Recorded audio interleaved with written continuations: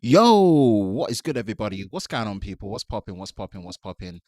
Welcome, welcome, welcome, welcome, welcome. As per usual, welcome to your Sunday night, or in some places, your early Monday morning, which has crossed over.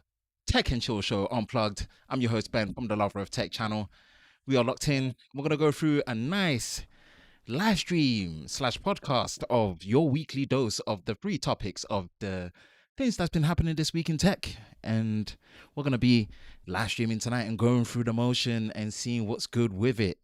Seeing what's good with it. Hope you're all safe during this time. Hope you're well. Hope you're all doing good.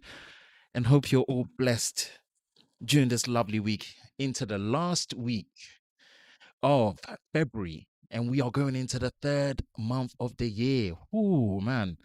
This year's flying. This year is flying, flying, flying, flying, flying, flying, flying.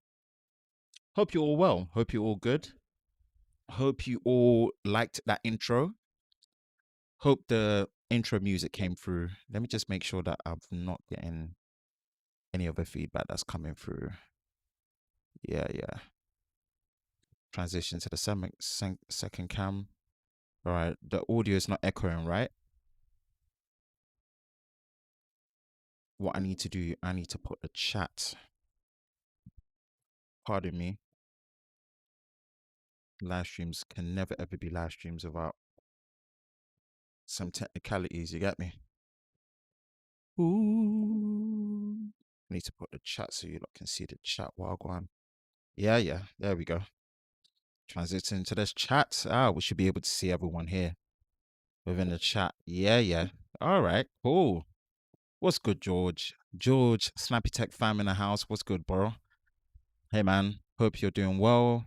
You've made it through another week. Congratulations. Yes, we made it through the third week of February 2021.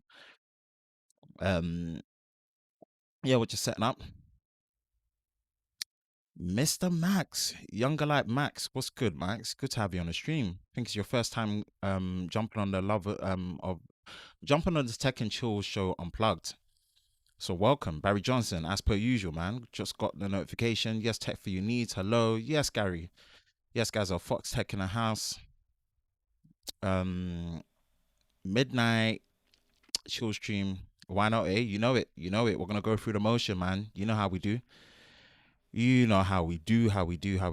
What's up? Not much. When is it starting? We're starting now. Let's see it. Yeah. Sean Miles, yes. Our in-house color grade specialist. Yes, what's good, bro? Sean Miles in the house. Walk on, people. The classic. Sam not art. Yep, that's Sam's work right there. Yo. Yes, Darren in the house. What's up, bro? What's good? Oh, we've got people in here. We're turning now. We're in double digits, 10 concurrent viewers. I like that. I like to see that. Love to see it.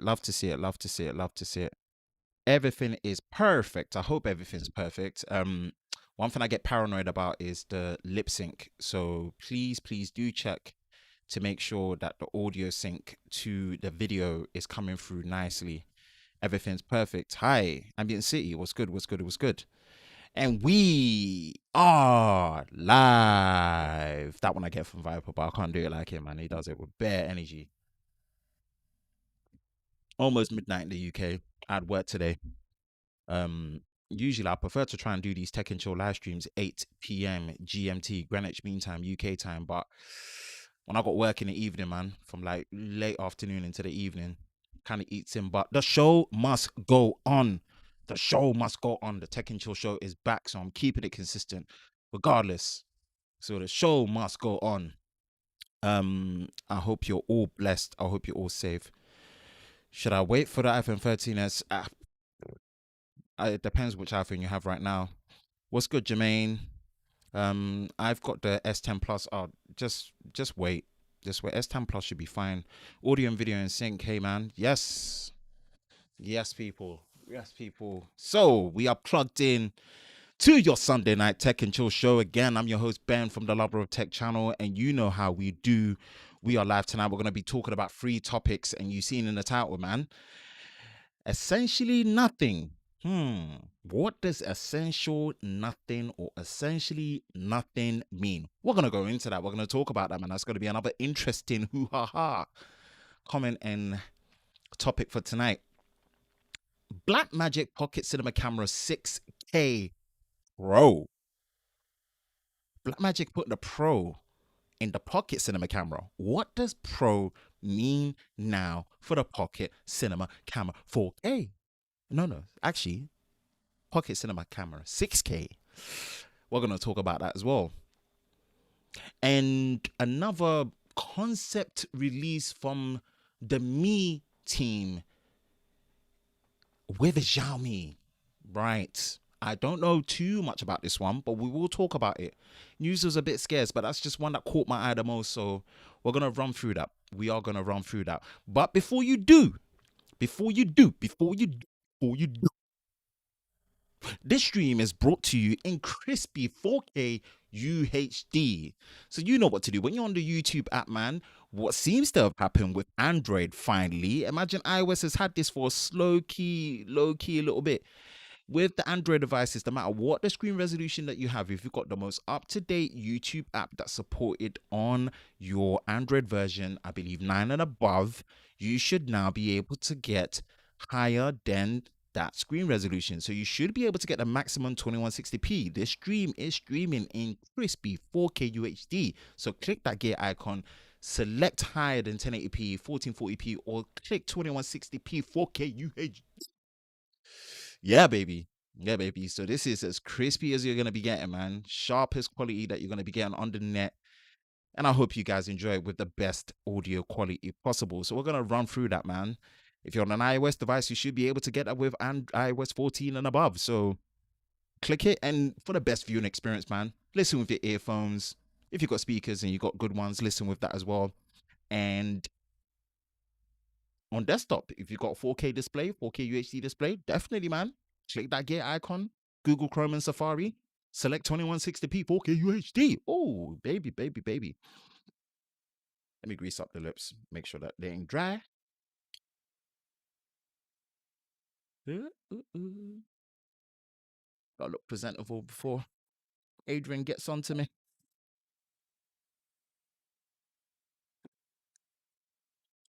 Keep hydrated, you know.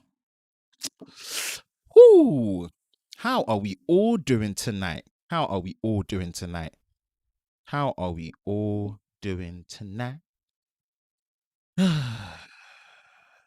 me bring that back to the chat. Transition up.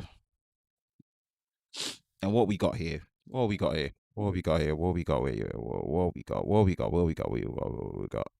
Audio's in sync. And big shout out to Jermaine, the concept creator. You too, congrats on 10K, man. Well deserved. I appreciate that, bro. Thank you so much for the super chat. You don't have to, but if you do, it really does go a long way. It really does support the channel. And a big shout out to concept creator for that €10 super chat. Man, I really appreciate that. Man. Thank you so much. Thank you so much for that super chat. Nothing is essential. Yeah, nothing essential. All right, we're going to talk about it as the first topic of the night. Should be a quick fire one.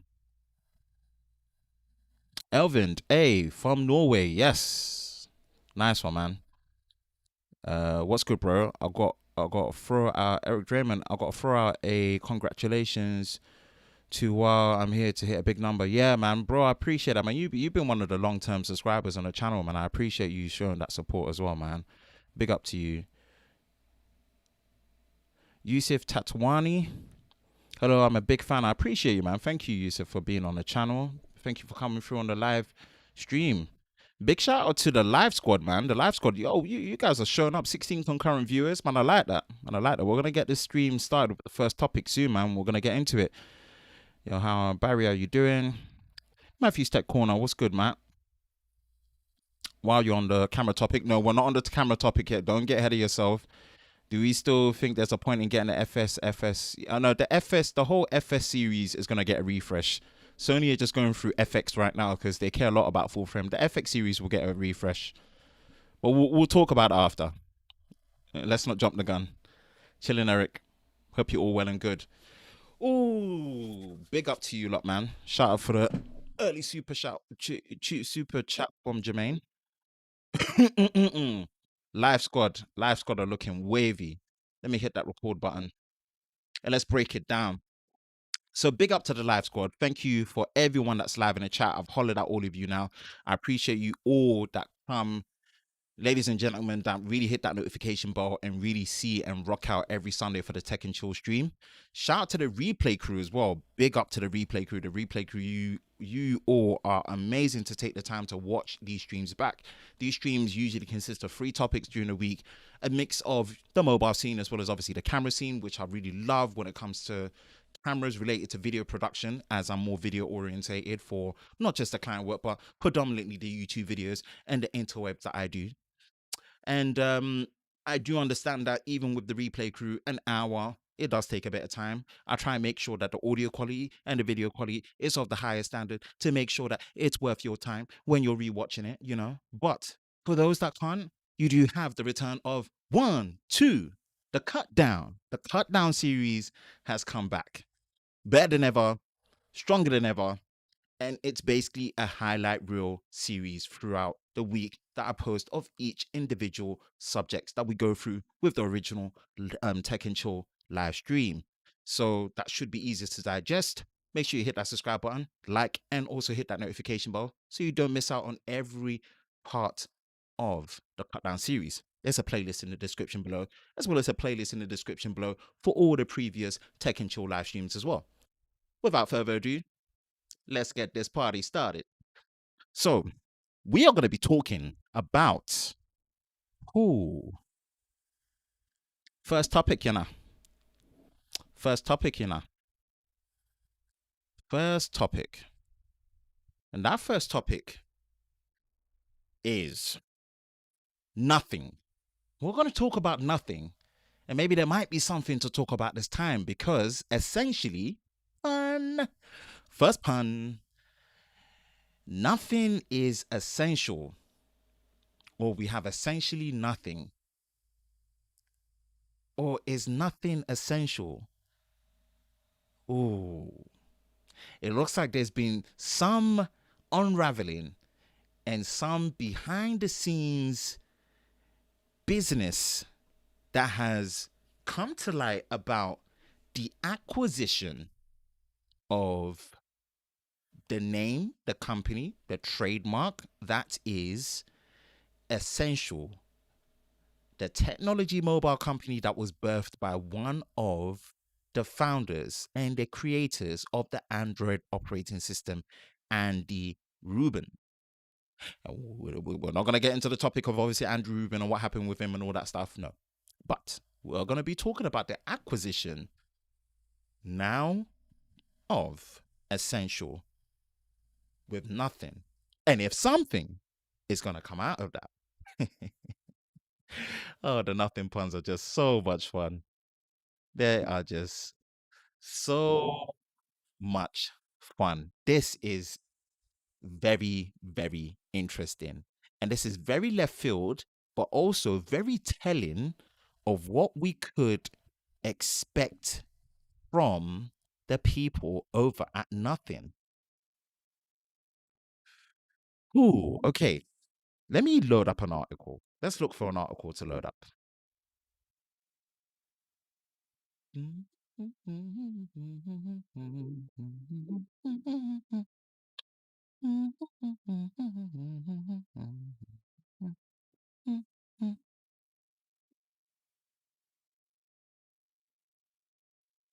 Okay, here's the article. So, shout out to Damien Wild. Posted on the 15th of February. That was on Monday, right in the morning. And Essential is officially owned by CarPay's Nothing Technologies. Right, okay. Let's break this down. Let's break this down. Let's break this down. Okay, let's break this down. After a series of launch teasers and little information on upcoming product lines, CarPay's flagging technology brand Nothing is now the sole owner of one-time smartphone brand, the one-hit wonder brand Essential. This is crazy. Speculation has been rife over the first wave of products to come from former OnePlus director Carpe with his brand Nothing. Recently, confirmation has come from the firm that Nothing will introduce an array of wireless earbuds. Okay, so we know one thing with a wider focus on smart home technology and integration as Nothing's product line expands. Righty, righty, righty. Okay. And it says the current result in the change of ownership from Andy Rubin to Carpe. So this is a document that's stating it on the 6th of January 2021. Interesting. Very interesting. And we can see that right here, registered. Figurative, essential. May the 30th, 2007. Yep, registered. Essential phone PH1. Yeah. Right. Essential itself has been working on its own, okay, smart home hub and speaker that would run ambient OS. Right. The device was originally planned for launch in late 2017, but never made it to market. Nothing is committed to launching its first smart devices in the first half of this year. It's also not clear. Former engineers from Essential have also joined Pace startup as part of this development. Right. As it's okay. Essential's ownership change to Pace Nothing will come as some added baggage. Yeah, his public allegations effectively ends hope for, PH1, Phone 1, received Phone 2's follow up, Project Jam. Yeah, that didn't really that didn't really pop off that well. Yeah, that didn't. A team, former. Okay, this is interesting. This is very, very, very interesting. I don't want to go through all of it, but I will link the article in the description below. Damien Wild's my guy. Definitely, he took the time to, put this out there. So definitely go read it and go give Damien a follow. He does a great job as per. I'm biased, but that's my guy, so I gotta big him up still. I gotta big him up still. Okay, now we have something. It ain't just nothing anymore. We've got something. We've definitely got something to vibe and talk about. And this really gives a big indication of what we could be expecting from Nothing Technology or nothing as we, delve in. And I'm gonna give my 2 cents and I'm gonna break it down. Great. They gave us some insight saying that we will be getting wireless earbuds. Okay. They gave us insight saying that we will be getting also smart home tech and integration. But with this acquisition of Essential, we should, and I really hope we will be getting some smartphones. That's where my mind is really ticking right now because this will give them a nice platform to build on. And could we really be getting the Essential Phone 2 that we wanted after that first attempt of the Essential Phone 1? Because in a lot of ways, apart from the optimization and the performance bugs that came with the Essential Phone 1, which unfortunately I did not get a chance to try because it was really more US based, getting in the UK was very, very difficult. No carriers and no networks really did support it in the end. They didn't support it at all. I believe EE were planning to, but just things fell through, which tends to happen with a brand that's brand new with a new handset that's coming in and trying to break grounds. That was a shame. We couldn't get it in the UK via Amazon outright, from what I remember. I might be wrong, but it was something that just we just couldn't get hold of. So something that I just didn't get a chance to try. I had a higher chance of actually trying the Razer Phone 1, which I actually did a video on, and I went to the event. But with this acquisition, I'm really, really hoping for smartphones. Because if there's one thing that Carl knows how to market and do well, it's smartphones. We know this. He's one of the founders, joint founder of OnePlus. With the history that he's got, he knows how to deal with smartphones. I don't believe that they'll be going with their own operating system. The research and the development, the bravery and the buy-in that you need for your own operating system, it's way bigger right now at this stage. It's so much bigger. It takes a lot of guts and it takes a lot of buy-in and a lot of trust in today's world to really get people on board with your operating system. When I say people, I mean developers, not people as in people themselves as such alone, but developers. You have to have a very stable and lucrative platform that allows developers to make money not just fairly but consistently, and they're able to have the feel of control over what they're working with, right? But this is a good sign. This is a good sign. If there's any person under any brand that I have faith in that can resurrect something, has to be Carpe. Look what he did with the OnePlus Nord launch. He literally revived and resurrected and created a genuine buzz and excitement for the upper mid range as well as the mid range sector for OnePlus. And this is something that they'd been lacking for a very, very long time. So if he's going to be the one to revive and bring what has been an unfortunate tarnish to the Essential brand, it's got to be him. That's literally all the things that's going through my mind right now. There isn't much else. The smart home tech, definitely something I predicted from before, especially with the seamless integration of it just works. It's something that they were really just touting in their mission statement. Aesthetics, touting in their mission statement. I know they're going to bring that through their earbuds, all typical stuff. And even as typical as the smartphone venture that they potentially could be going through, as well as other products as well, I'm just more excited that they are so good at marketing with how, the initial inception of how everything has happened with nothing. They are so good with reviving things that I'm very, very, very hopeful that their revival of the Essential brand under nothing, it's just an exciting one. Because like I said, in a lot of ways, the first Essential phone was ahead of its time when it came to design. The slim bezels, the clean aesthetics, the minimal branding, the minimal unboxing. It was a really, really inviting phone in terms of the products and materials to finish. It just lacked that polish when actually using it, even though it looked like it should have had that polish. The clean Android interface, but it still was buggy. It looked like it had the polish, but actual user experience, UX, told a different story.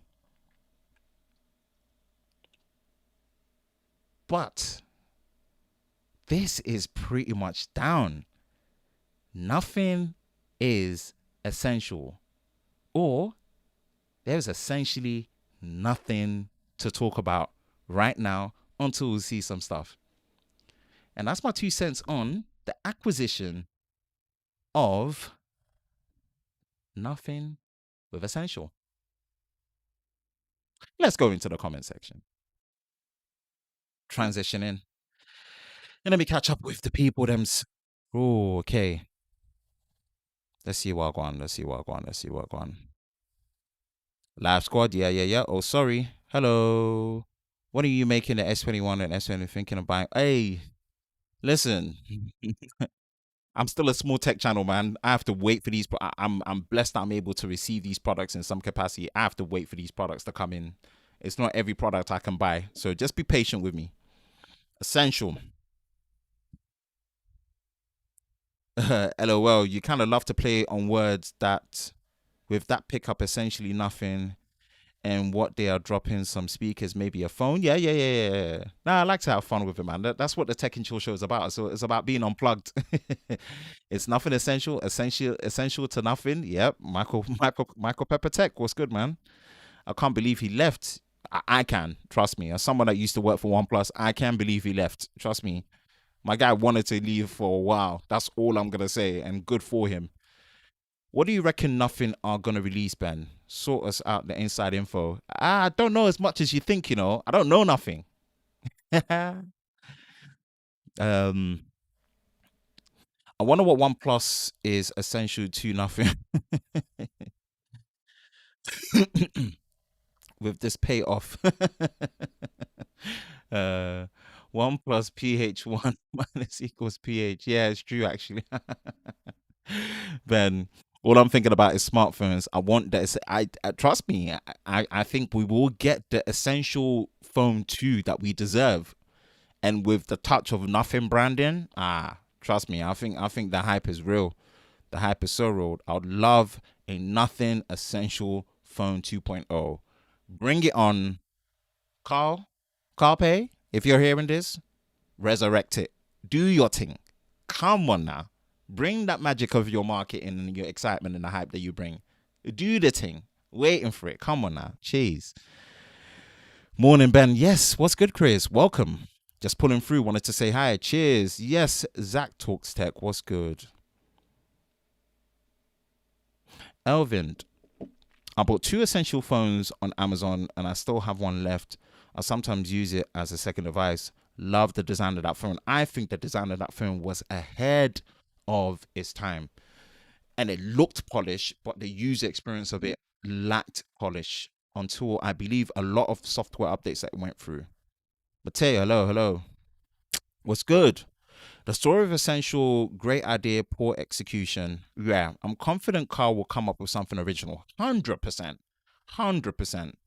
Just how he's branded and he's marketed the company alone without knowing anything or without knowing nothing. Come on. Very, very original. Very, very original. A lot of double entendres, a lot of mix up of words, a lot of play, a lot of laughter. Carl is a very, very original person. As much as he's got control to bring originality to marketing, he will. So I trust that. I trust that.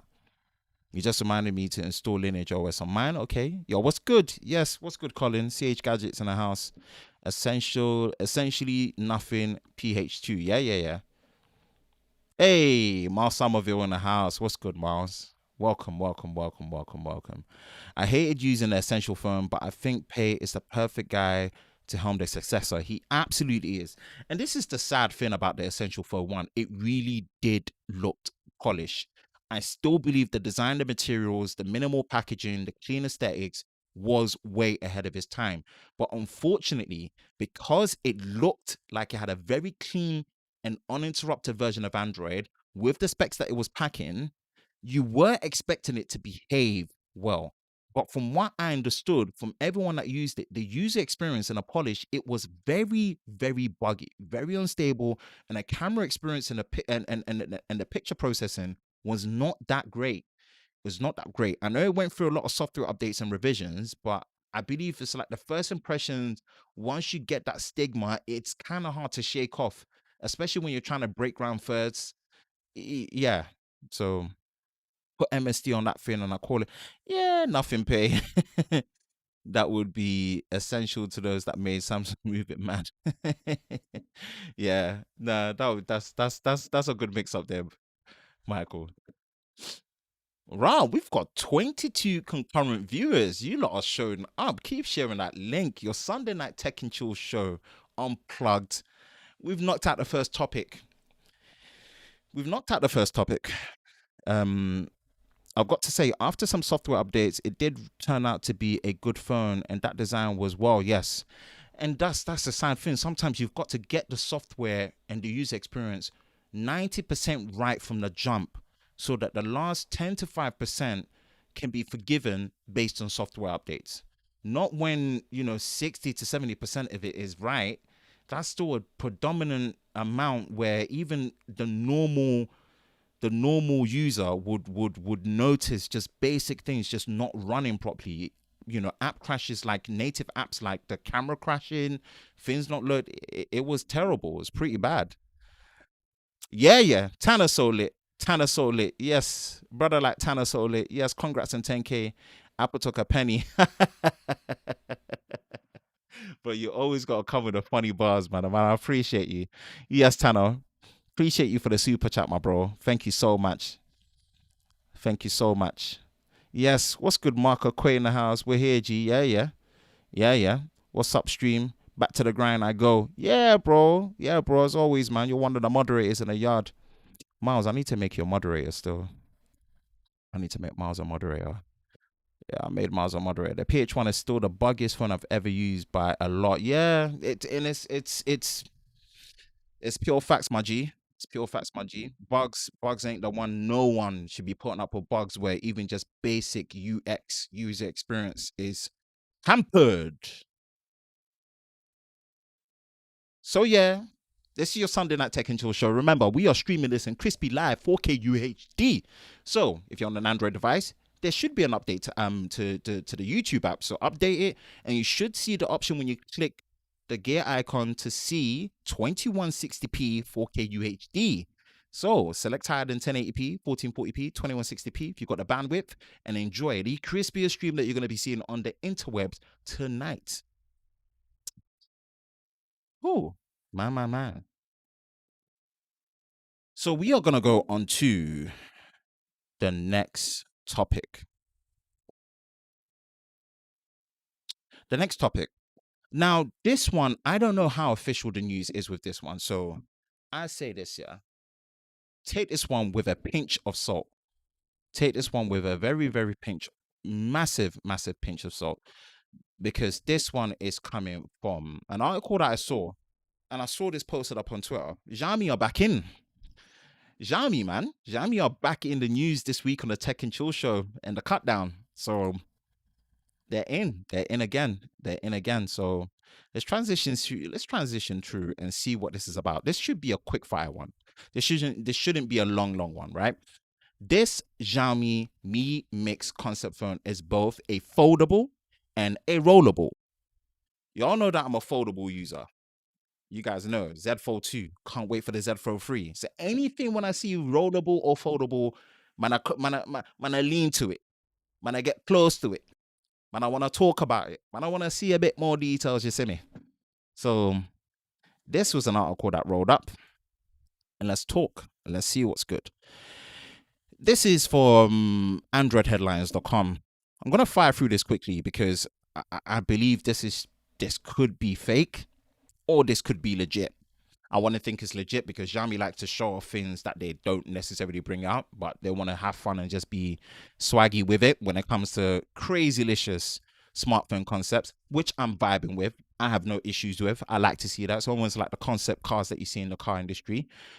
So both a foldable and rollable. Talk about wanting to do it all, Xiaomi. Damn.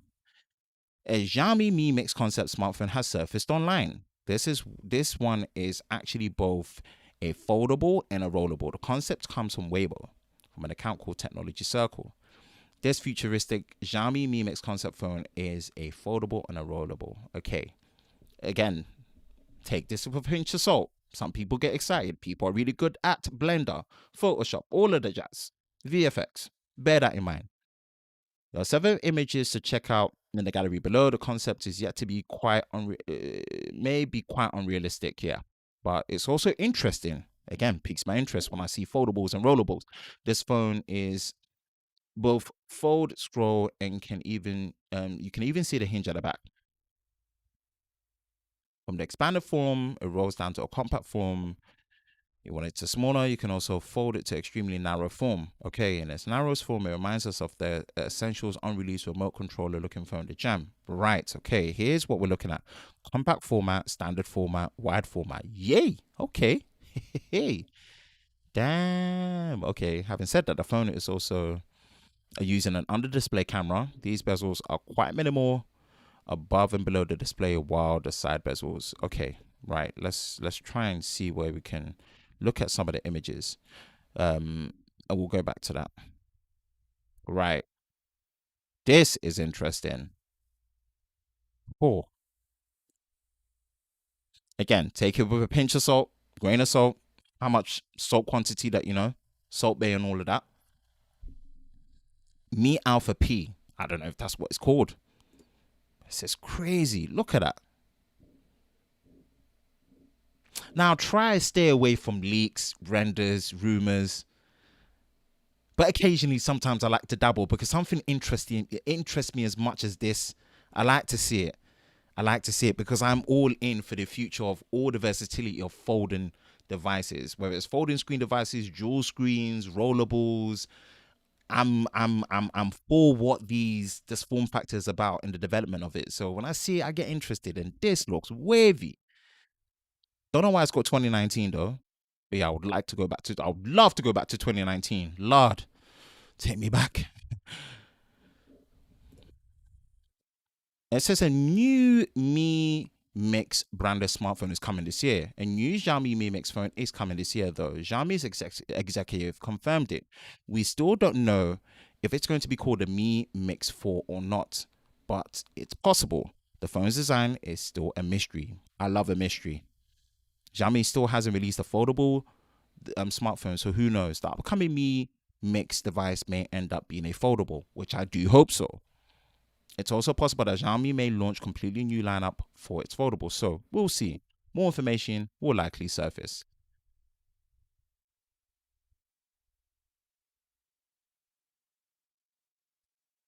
I like foldables. Damn, I love foldables. And I love the development. I love where they're going. And they are the pursuit of trying to do everything all at once to the best of their ability. The true jack of all trades, giving you more and giving you what you're used to at the same time. I don't think this is real. I have to burst my own bubble. I'll rather burst my own bubble than anyone else burst my own bubble. I don't believe this is real. But I do believe Xiaomi are crazy enough to pull something like this off if they really, really just wanted to put their time aside and do it. They've done it before, and I would just want them to do it for fun. Do it for fun and amuse me. Make a couple of samples, send it to one of the big YouTubers if you have to, if not me, right? And just let them do a video and let it go viral. Let me just see it in human hands, so I know it's not fake, even if it's not going to go in mass production, just to show what can be done. That's all I'm going to ask for. Sometimes it is nice to just get these concept devices that may not make it, just so we can get a bit more excitement. Now, there is sometimes where some devices I would like them to make in real life.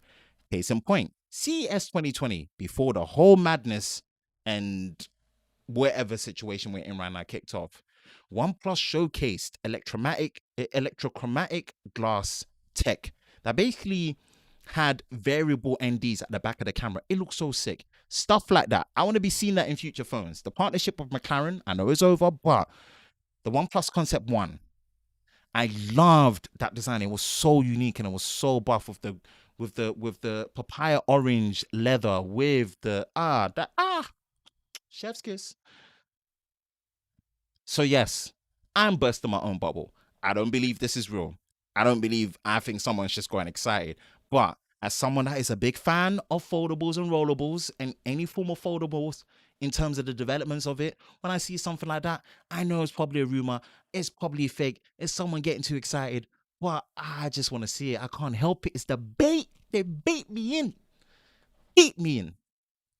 So if this is really the case, a rollable and a foldable, talk about trying to do everything at once, as if these separated rollables and foldables weren't trying to do everything already. Damn. But yeah, that's it really. I thought it would be interesting to talk about. It looked cool. It looked interesting. Maybe Xiaomi might be crazy enough to pull that through. That is the potential Mi Mix device concept that is both a rollable and a foldable. And let's get back into the comment section. Boom.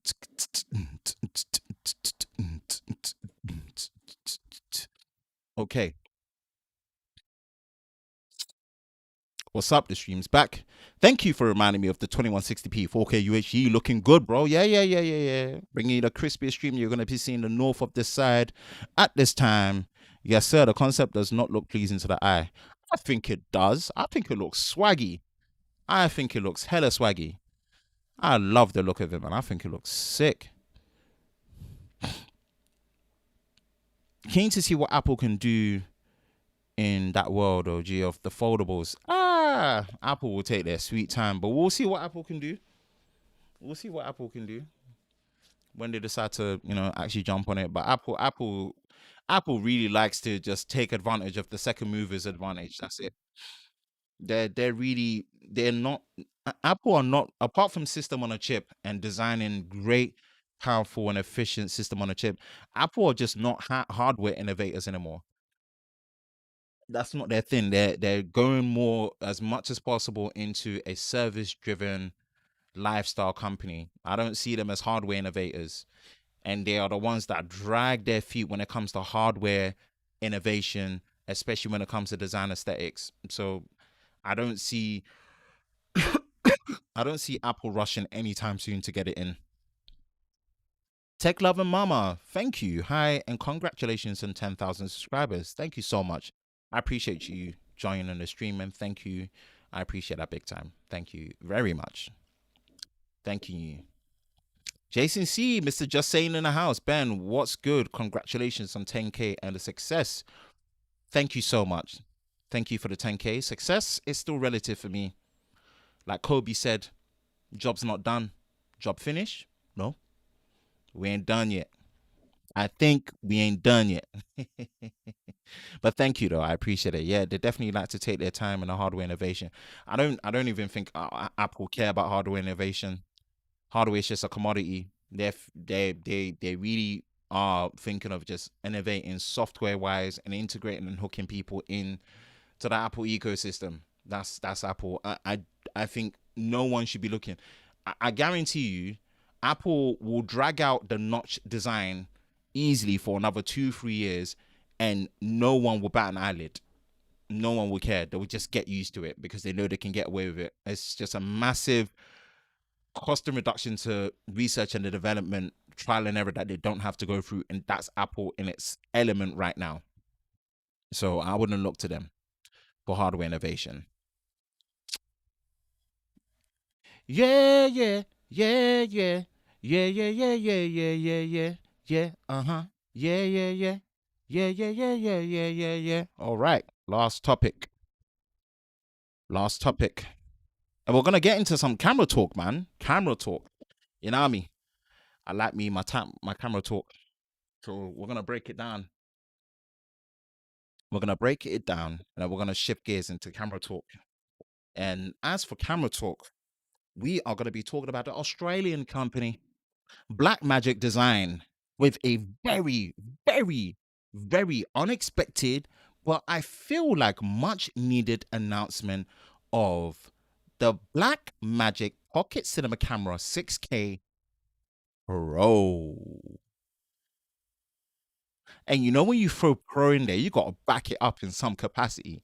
So we're going to break down what makes this Pocket Cinema Camera 6K Pro. Now that they've added Pro, what what allows it to be called Pro? Ah, man, very left field. I did not expect them to push this out. I was actually expecting a different camera, which we'll talk about. I was not expecting them to push this out at all. Let's transition through.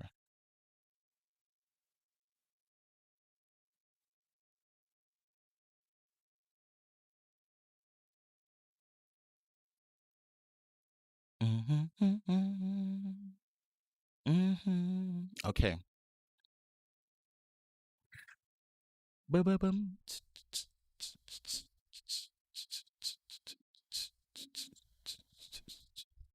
All right. Here we are. Here we are.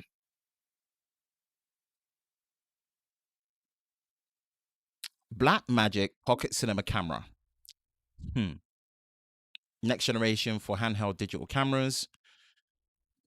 So, large 5-inch LCD displays, SD-C fast media, external USB-C media recording, which is great, EF, MFT, micro four thirds mounts, more DaVinci Resolve Studio, editing, color correction, audio post, and visual effects. And yeah, this is the new one. This is the trio, 3 great models. So we had the introduction with, I think this was back in NAB 2018 with the Pocket 4K. Then we had a Pocket 6K, and then now we've got the 6K Pro. Now, this is using a micro four thirds mount, micro four thirds sensor, which has a 2x additional crop factor on top of what full frame would be. Then you've got the Super 35, which can range somewhere between 1.7 to 1.5 or sometimes 1.4, depending if you're looking at a wide, large format Super 35 sensor. What I was actually expecting them to do was bring out a full frame pocket cinema camera 8K, 4K, 6K, so 4K micro four thirds, 6K super 35, then 8K full frame. That's what I was expecting them to bring out. I was not expecting them to bring out a 6K Pro, but this is a very interesting move. It's a very interesting move because what we have here is the Pocket Cinema Camera Pro. So Blackmagic Pocket Cinema Camera is 6K, effectively the same 6144 by 3456 Super 35 sensor with the support for EF glass from Canon. Effectively the same things in there, but now you have the additional pro features such as built-in 2, 4, and 6 stops of variable and not variable, but ND filters. It's not variable, but you know what I mean. It's straight ND. Now you have an adjustable tilt HDR high dynamic range LCD panel with a brightness of 1500 nits, 1500 nits, which is ideal for bright, sunny outdoors. Thank goodness, because I know that was one of the biggest problems. Yes, it's not a fully articulating vari-angle display, but I believe Blackmagic are targeting indie filmmakers and filmmakers that know how to rig this up and be behind the camera. And also includes a much needed improvement to the battery. Now we've gone from the Canon LP6 batteries to the Sony NPF 570s. I wish they used the 900 series, but I believe obviously the grip would have been much bigger. But I don't know how this will be based on the fact that the display at the back is brighter. And you've got the NDs as well, how much the power the NDs take. And obviously you've got the 2 mini XLR inputs that are built into the body. Great stuff. Very easy user interface. You know, all the recording media is the same. Depth, you know, sensor size. You can see the measurement of the sensor size relative to the Super 35 and the 6K image that you're getting. And I believe it shoots up to 6K up to 50 frames a second, and it uses the Blackmagic Raw codec, which Blackmagic Raw, I can't wait till more cameras start supporting this. And you can see, you know, the benefits of having built-in ND. This is going to get into the discussion of how certain cameras that would label themselves as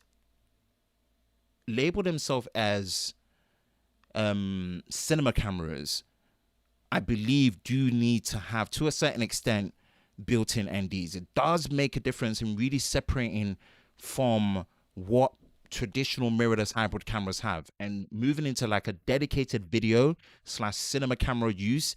Having built-in ND is a massive benefit. It frees up the type of filters that you can use in front of your camera lens. Dynamic range wise, great. Dual gain ISO for exceptional low light performance. This is something that they had that down. And then you've got multiple resolutions, 24 frames a second in 6K, 50 frames a second in 6K as well, multiple frame rates. Yeah, shoot stills 21 megapixels. Yeah, obviously because that's a 6K resolution, 21.2 megapixels, 50 frames a second, 16:9. If you go 16:9, then it's 60 frames a second at that resolution. Cinema wide, high frame rates if you apply crop in windowed mode. I believe the crop is ×2 or ×4, and it goes up to 120 frames a second in 2.8K, which is the specific resolution right here at 17:9, 2868 by 1512. And you can do true anamorphic as well, which is great. 6:5, de-squeeze it, 3.7, 60 frames a second. Crazy. This is the stuff that you're talking about, right? Recording media rise, you've got UHS-II, CFast Express 2.0. I don't know why they don't move over to CF Express, but I guess CFast 2.0 has been around for a while. I wouldn't even say it's that much cheaper, but hey. And then the full Blackmagic Raw Workflow. This is where you're able to shoot in the 6K. I believe for you to be able to benefit from the 6K, you do have to shoot in Blackmagic Raw, which gives you all the latitude of RAW and also the speed and the efficiency of Blackmagic Raw as a single file rather than what you have in Cinema DNG. Easy user interface with the touchscreen, which is now tiltable and it's much brighter. 5-inch is pretty much the same size as my Atomos Ninja 5, and you do have an attachable EVF or OVF. This is amazing. This is amazing. Optional viewfinder for professional shooting. This is genius. I think this is genius how they've been able to add it. So, defining factors, we've got professional connections, and the only thing that's missing is a serial digital interface, SDI, lock-in SDI. But you do have everything. You've got 3.5 millimeter mic input, headphone port, full size HDMI. And I don't know if this is still limited to 1080p. This is one of the things I did not like about the fact that the HDMI, I don't know if it was I don't know what the limitation was, but I believe the HDMI out was limited to 1080p. USB 4, input charging, as well as output recording to something like a Samsung, T, yeah, I believe T5, like this. 2 mini XLR inputs, amazing, really great to see. Move out of the way. 12-volt D-type input, which is great. So you can see it there. 4 built-in microphones and professional inputs, which is, I mean, yeah. USB recording, direct to external media. This is something that Black. So again, this is everything that we know from the Pocket 6K, exactly the same. But effectively, what we have is you've got the grip, and you see the difference here with the MPF 570 battery slightly bigger. It might balance out to be the same. Maybe it's only going to be given an extra 10 to 15 minutes more recording. DaVinci Resolve with it. They talked about A10 Mini, and you do have an astonishing price of $2,495 or pounds, give or take.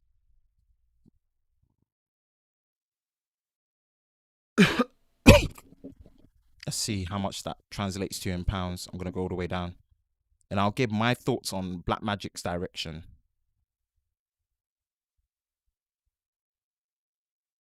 Okay, let's go down. Okay, yeah. Wow, under £2,000. Is that with tax? Rated £1,879. Whoa. That's crazy. That's crazy good value, considering you're getting the DaVinci Resolve Studio with it as well. Okay, that's nuts. Okay, the Pro EVF. The Pro EVF is expensive though. 425. Yeesh. Grip, batteries, XLR cables, taps, DC cable. Wow. Let me come back and I'll give my general consensus and my breakdown of what I'm thinking of the Pocket 6K, because it was completely left field. I was caught. I was surprised. Everyone was talking about A10 Mini, and they should be announcing another camera. And I didn't think they were gonna announce another camera. I didn't really think they were gonna announce a camera. And all of a sudden, I start seeing on my timeline Pocket 6K Pro. Pocket 6K Pro. I was like, whoa, what's this? And I think this is a needed upgrade. Now, I still don't understand Blackmagic's two biggest problems that I can see for me personally. I can't understand why it looks like they're allergic to full frame sensors.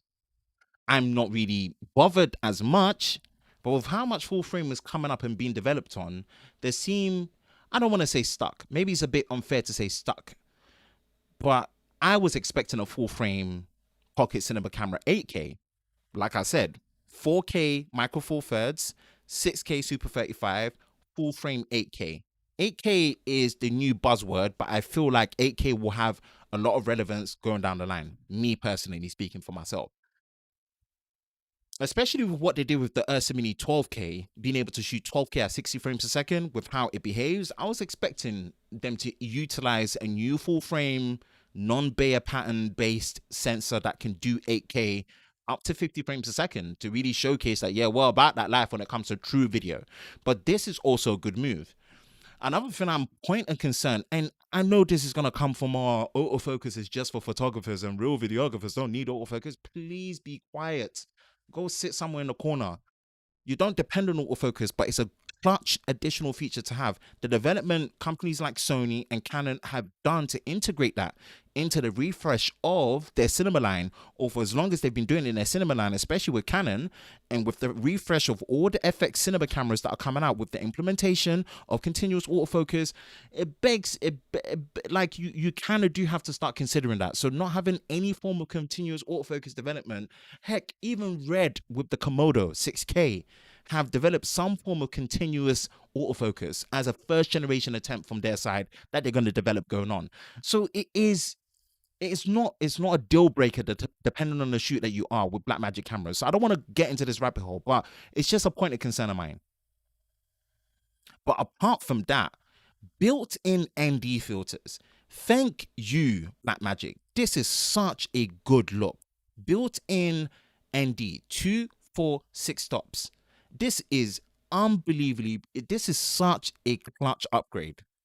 Such a clutch upgrade. Not having to deal with NDs and having built-in NDs that are better optimized to work with the sensor.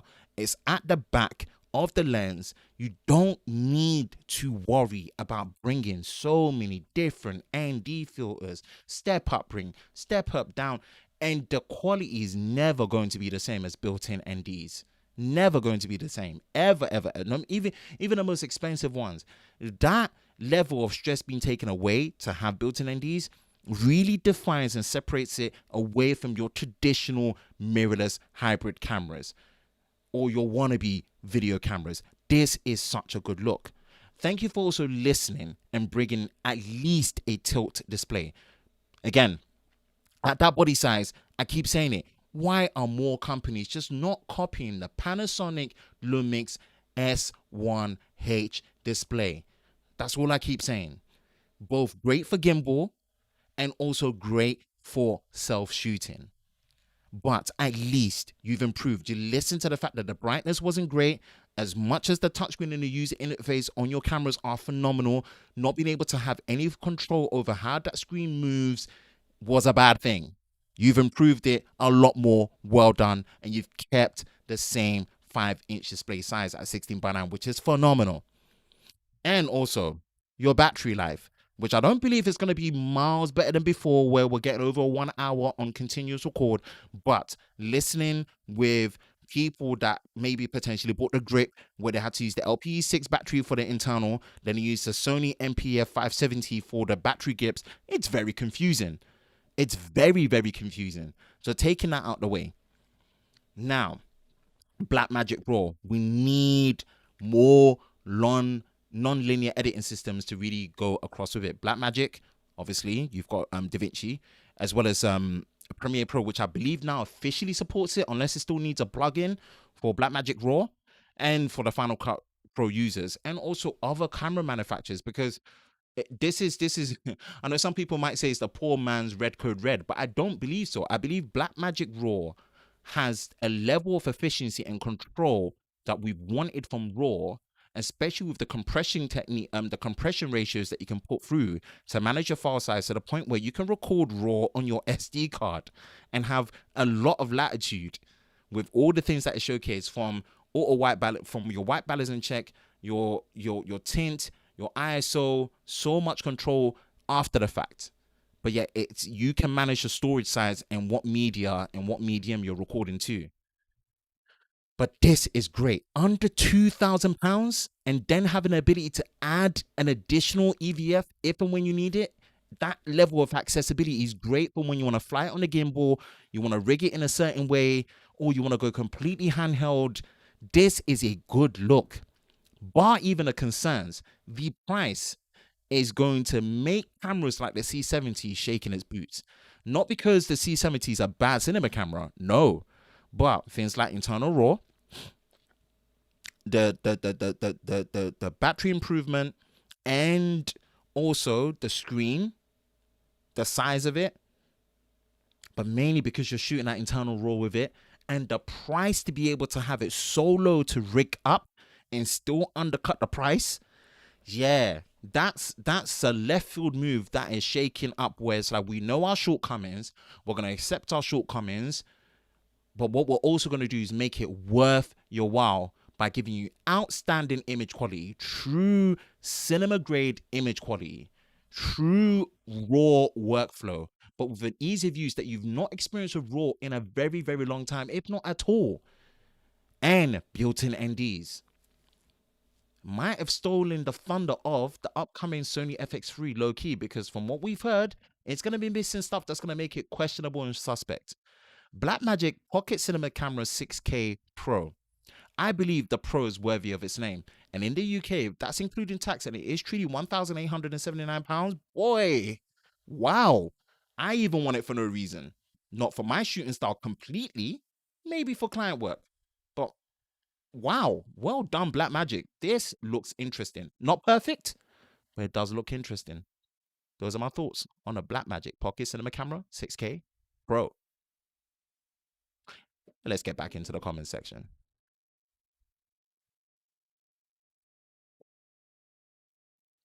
Boom, boom, boom.